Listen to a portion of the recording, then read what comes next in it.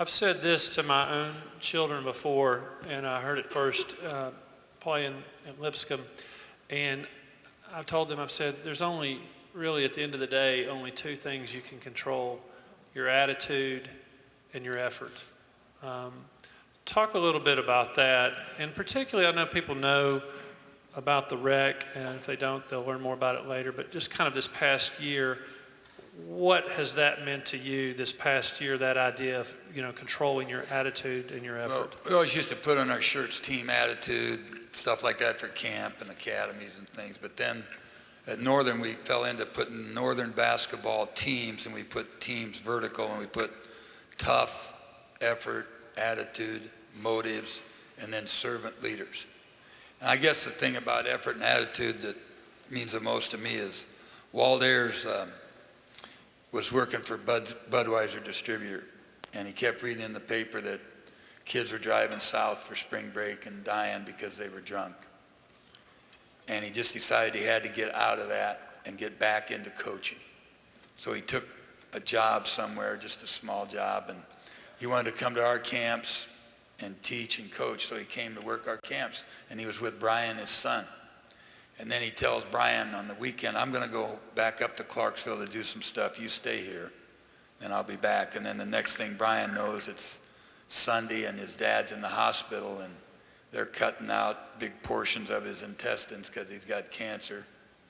And he has to carry a bag around and all that stuff. So Brian goes up, sees his dad in the hospital, and he's in an oxygen tent and trying to hang on. And he stays with his dad a couple days, and he just keeps saying, Dad, you know what Coach always tells us, the only thing you can control is your attitude and your effort, Dad.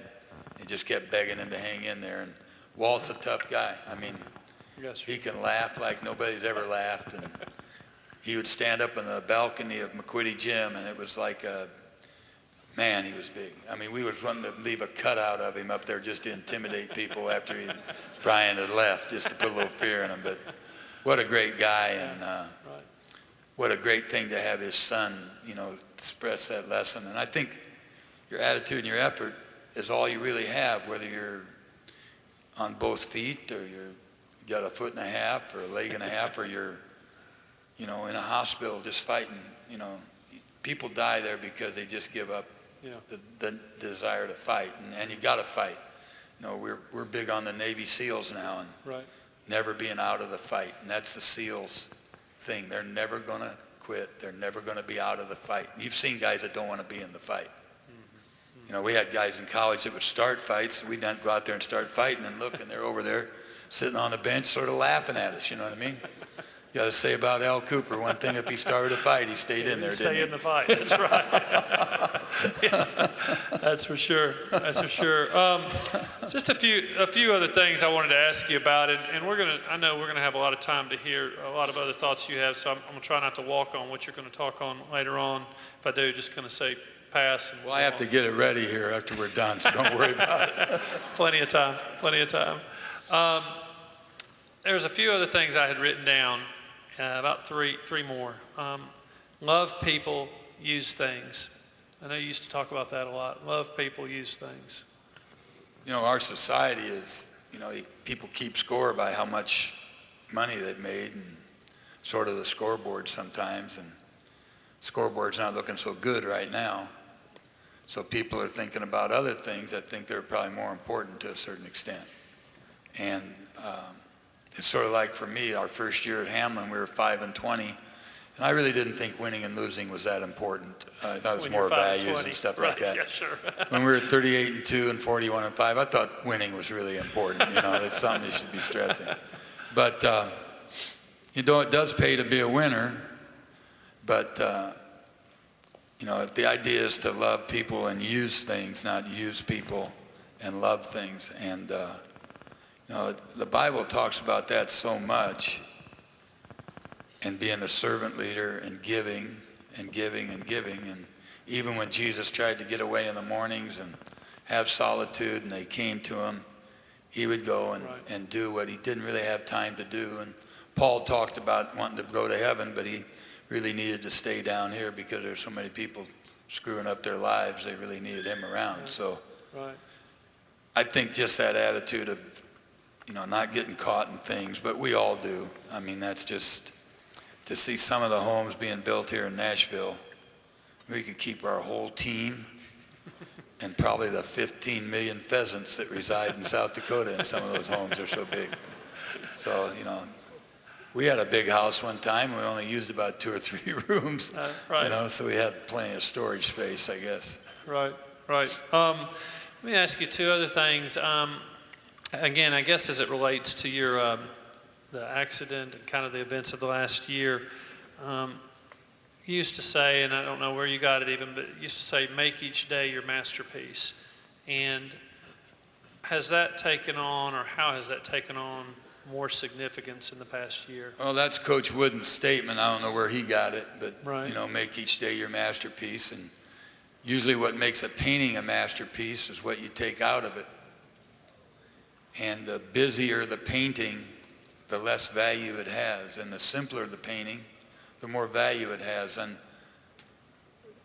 usually with the best planning of our day, Brooke sent me a thing on an email that about every day she asked God to give her his divine highlighter so she can pick out the important items in the day and be concerned about those rather than worrying about all the things that really aren't that important. And I guess maybe the wreck obviously makes you think about that. Sure. You wake up in the morning and you're happy to be awake, and you're going to have a good attitude when both feet when your foot hits the floor. You know what I mean? Yeah. Took me a second on that one. Yeah, I got caught myself. Well, I know right after you had the wreck, you had different people come up to visit you, and one of the first people to come up was Frank Bennett, Coach Bennett here, the women's coach. Dr. Lowry had sent him up as a way to show Lipscomb's support for you, and I know I was up there to see you the weekend after the wreck, and when the mail came on Monday,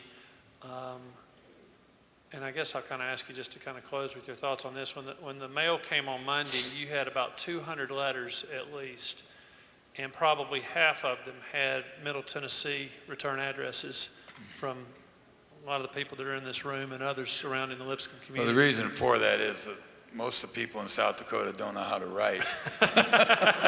And are too poor to pay for the postage anyway. Those are all those X's I saw. No, when Frank came, I thought maybe I had an unpaid parking ticket or something, and he was coming to collect. No, it meant a lot to see Frank, because Frank has always been the kind of guy I always wished I could be, but can't be. And Frank's always been more than a friend to me. Just what a guy to be around. I mean, I'm never, you could turn him loose with those kids, and you knew that the only thing he was going to fail in was sense of humor. And we'd always have to put somebody like Greg Eubanks, who didn't mind making a fool of himself, or somebody. We'd always say, we got to get somebody with Frank that has a little bit of juice and is funny. And when he'd do his William James Day skits, they were just pitiful, horrendous, hideous, rancid. Pretty sterile. But when I saw him, that meant so much to see him, and I'm sure I wrote President Lowry telling him how much it meant to me that Frank came out, and he was everybody at Lipscomb. Frank was everybody. He spent his whole life at Lipscomb. Yeah. He's been at Lipscomb more than anybody except David Lipscomb and Bob Hooper. Because he started every living day of his life. He's been at Lipscomb. That's right. And